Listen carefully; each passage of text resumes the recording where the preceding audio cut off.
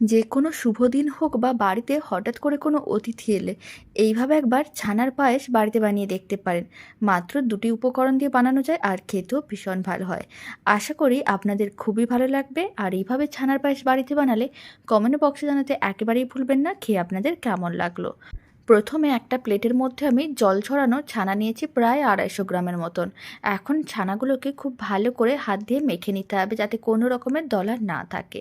মিশ্রণটা যেন একেবারেই মসৃণ হয়, তাহলেই ছানার পায়েস খেতে ভালো লাগবে। এইভাবে 4 থেকে 5 মিনিট ছানাগুলোকে খুব ভালো করে মেখে নিতে হবে। খুব ভালো করে মেখে নিয়েছি। এবার মেখে নেওয়া ছানাটাকে এক সাইডে রেখে দিতে হবে। কড়াইয়ের মধ্যে আমি নিয়েছি 250 ml মতন দুধ। এবার দুধটাকে একবার ভালো করে গরম করে ফুটিয়ে নিতে হবে। ফ্লেমটা মিডিয়াম টু হাইতে করে 1-2 মিনিট এইভাবেই রেখে দিয়েছিলাম। আপনারা দেখুন দুধটা খুব ভালো করে ফুটে উঠেছে। এখন ফ্লেমটা একেবারেই লোতে করে দিতে হবে। তারপরে মেখে রাখা সমস্ত ছানাটাই দিয়ে দিতে হবে।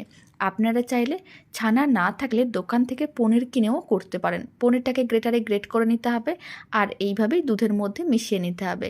খুব ভালো করে ছানাটা মিশিয়ে নিয়েছিলাম। এখন আমি দিয়ে দিচ্ছি 1/2 চামচের মতন সুগার ফ্রি পাউডার। আপনারা চাইলে চিনিও দিতে পারেন। স্বাদ অনুযায়ী চিনি দিয়ে দেবেন 3 চামচ কি 4 চামচ।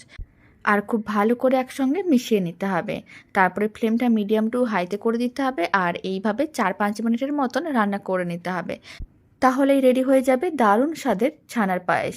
আর এই ছানার পায়েসে আমি অল্প করে একটু পেস্তার টুকরো দিয়ে দিলাম। আপনারা চাইলে আপনাদের পছন্দ মতন যে কোনো ড্রাই ফ্রুটস দিতে পারেন। আর খুব ভালো করে মিশিয়ে 5-6 মিনিটের মতন রান্না করে নিচ্ছি। তাহলে কী হবে, ছানার পায়েসটা একটু ঘন হয়ে যাবে। আর 2-3টের মতন এলাচ দিয়ে দিতে হবে। এতে স্বাদ ও গন্ধ দুটোই খুবই ভালো আসবে। আপনারা চাইলে এলাচ পাউডারও দিতে পারেন। আর নাহলে 2-3টে এলাচকে এইভাবে হাফ করে ভেঙে নিতে হবে আর দিয়ে দিতে হবে। খুব ভালো করে মিশিয়ে এইভাবে কিন্তু 4-5 মিনিটের মতন রান্না করে নিয়েছিলাম।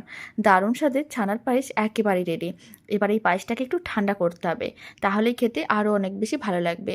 তার জন্য একটা টিফিন বক্স নিয়েছি। পুরো ছানার পায়েসের মিশ্রণটা আমি দিয়ে দিলাম। তারপর টিফিন বক্সের ঢাকনাটা বন্ধ করে দিতে হবে আর 1 ঘন্টার মতন ফ্রিজে রেখে ঠান্ডা করে নিতে হবে। ওপরে অল্প করে আরেকটু পেস্তা দিয়ে দিলাম। এতে ছানার পায়েসটা দেখতে আরও বেশি ভালো লাগবে। ঢাকনা বন্ধ করে দিয়েছি। এখন 1 ঘন্টা ফ্রিজে রেখে ঠান্ডা করে নেব। ছানার পায়েসটা একটু ঠান্ডা ঠান্ডা হলে খেতে আরও অনেক বেশি ভালো লাগে। 1 ঘন্টা হয়ে গেছে, ঢাকনাটা খুলে নিচ্ছি। এবার ছানার পায়েসটা কেটে দেখিয়ে দিচ্ছি। আপনারা দেখুন পায়েসটা কিন্তু আগের থেকে অনেকটাই ঘন হয়ে গেছে। আর খেতেও ভীষণ ভালো হয়, বানানোও একেবারেই সহজ।